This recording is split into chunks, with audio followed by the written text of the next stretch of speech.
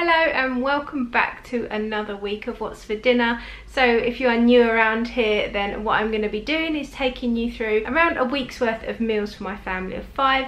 So there's myself, my husband and our 3 boys who are, I had to think about that then, their birthdays are coming up. So we've got a 10-year-old, a 14-year-old and a 15-year-old. So a lot of big appetites to cater for. If you do like foodie content, make sure to click subscribe and have a look at my playlist that I will leave linked in the description. There is a lot of it on this channel. But without any more chat from me, let's go and have a look at some food. So first up, we've actually got a breakfast from when we went away for my birthday. I just thought I'd pop this in. If you haven't already seen my birthday vlog where we stayed in a luxury tree house, then I will leave that link down below. But if you didn't catch that video, we just had some bacon sandwiches and some roasted vine tomatoes with some avocado and bacon on toast, some mini boxes of cereal and all those kinds of things that you don't normally get when you're at home. And on the other morning we made good use of the barbecue and decided to cook our bacon and kielbasa on there, and we also fried some eggs, although we couldn't find a frying pan so we had to improvise. So we used a baking tray, poured some oil on it and put that straight on the little hob that came with the barbecue. It actually worked really well and it was just a beautiful view and so calming and peaceful to have breakfast outside. So for dinner tonight I have done the boys some of these burgers. They're just the Lidl Deluxe beef quarter pounders with cheese and onion. They smell really good. And I've done some hash browns in the air fryer. They've got some lettuce, there is some ketchup, a little bit of sriracha and cheese slice. So that's what they're having tonight. So I'm just starting our dinner and we've got some salmon. This is the Scottish Deluxe Smoked Salmon from Lidl. And I've popped that in the air fryer with some of the vine ripened tomatoes. So the tomatoes are these British Sugar Bell tomatoes. So I'm just going to add a few bits of seasoning on. I think I'm going to put some lemon juice, a little bit of paprika, maybe some chilli and probably some garlic. Pop it in the air fryer. I think the salmon will take maybe 10 minutes, 8 to 10 minutes. So we are going to have our truffle cauliflower cheese and our truffled mashed potato. These are both going to go with the salmon. And we've got our tomatoes as well, and that's what we're having, and I'll show you once I've plated it all up. So here is our dinner already. We've got our cauliflower cheese, our salmon, which I've put loads of different sauces and spices, smoked paprika, lemon juice, garlic, salt, pepper, a bit of chilli. We've got our vine ripened tomatoes. I did put that and the salmon in together in the air fryer. They took about 10 minutes altogether. We've got our truffle mashed potato and I just grated some cheese on top once I put it in the oven to finish it off. Lots of black pepper, and that's what we've got for dinner tonight.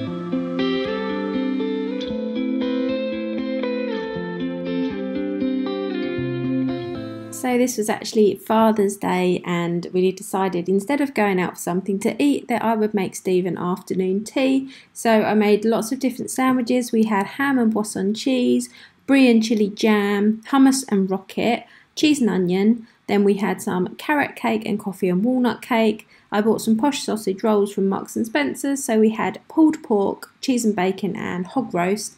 And then we also had lots of mini cakes. I also bought some fresh scones from Marks and Spencer's and some clotted cream and jam. And I'd just like to say we were eating the leftovers of this for days. We plated some up and popped it over my mum's, and we also put a load of it in the freezer. So I definitely wouldn't buy quite so much next time, but we had an absolutely amazing afternoon. So I'm just starting tonight's dinner and we are going to have these old El Paso tortilla pockets, which I think basically is like fajitas. And we're going to have it with corn instead of chicken because that's what I fancy. So I've got some red pepper and onion in here, and I've not tried these but they look quite good. I'm just going to open one. So basically just wraps that have been like not opened out, so like little pitters I guess. And then you also get the salsa and a seasoning mix, so pretty straightforward. And then the corn is obviously already chopped, which is great. That's why I love using corn, because I don't have to chop up chicken. Mix it all together. I'm going to grate some cheese and chop some lettuce as well. Right, so here is our corn, what are we having? Fajitas or tortilla pockets. Cooked. Basically it's ready. I've just had the lid on for a little while. The corn doesn't really take that long. It's probably been on 10 or 15 minutes. Just make sure it's heated all the way through. And then I will show you it. I'm doing it in separate dishes. We always tend to have our fajitas like that rather than in one big bowl in the middle of the table, because like that way everyone has to sit and wait for a turn and no one can just eat their dinner. And in this house we get the boys that tuck in and eat most of the filling, and then you're left with just lettuce. So I tend to dish it out separately, but I'll show you what I mean anyway. So this is how I'm serving it. We've got our corn mixture in there. I've actually mixed the salsa and the seasoning in together. Got lettuce, cheese and our little pockets. And that is, once the camera picks it up, that's what we've got tonight. So if anyone's ever been to Florida and had Cold Stone Creamery, then you witnessed it here first. Basically I bought this in the pound shop the other day. I don't know if anyone saw it. It was £3 because it's not really a pound shop anymore, but it says it's the Thornton Salted Caramel Millionaire Shortbread Cheesecake Ice Cream, and it was £3 for 3.5 litres, which is absolutely huge. So big it won't actually focus. What is going on with this camera? So it's massive, so I thought £3 was really good. This is the one that Thornton's usually use when they have an outside ice cream cart, and you pay about £3.50 per scoop, and we got like a whole 3.5 litres. But Cold Stone Creamery is basically, they get a cold stone, not a plate, and they put the ice cream on it, and they ask you all your fillings, and then they mix your fillings in and chop it all up. Are you waiting for? No, I'm just going to get Oscar's spoon in a second. Get Oscar's spoon. But this has got, what is it? Carrot cake. So we've got some carrot cake left over and some salted caramel Millionaires. Yeah. Cheesecake, whatever, ice cream. So I'm just about to start tonight's dinner, and it's a bit of a random one because it is shopping day, or like shopping day tomorrow, and I've run out of pretty much everything. So I've dug in my freezer and found some chicken chipolatas. There's 2 packets here.